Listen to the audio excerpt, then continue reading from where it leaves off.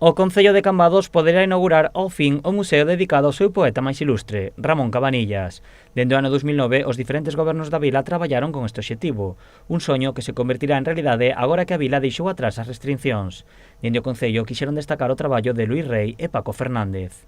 Un labor que culminamos a vindeira semana, o xoves día 3, ás 12 do mediodía, coincidindo co 145 aniversario do nacemento do noso gran poeta, pero bueno, recoñezo que é un labor que se leva, no cal se leva traballando onde fai moitos anos. Ao día seguinte da inauguración, o venres 4, terá lugar a entrega do 17º Premio Ramón Cabanillas. Nesta edición, o galardoado será Xoán Antonio Pillado, primeiro alcalde da democracia en Cambados e gran estudiado da vida de Cabanillas.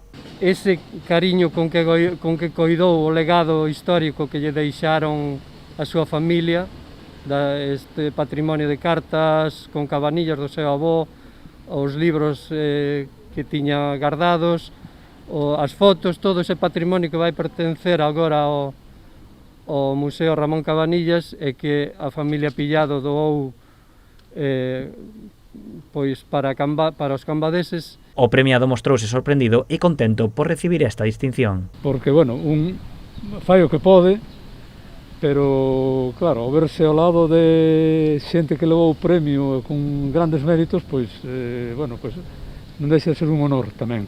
Un honor pola xente que comparteu este premio e un honor, sobre todo, polo título do premio de Ramón Cabanillas. A familia de Cabanillas tamén mostrou o seu orgullo pola futura inauguración do museo e polo premio a Xoán Antonio Pillado. Eu estoulle moi agradecida por entregar todo o que entregaron aquí para o museo e o cariño e o respeto que teño hacia eles e que eles sempre me trataron con unha distinción increíble.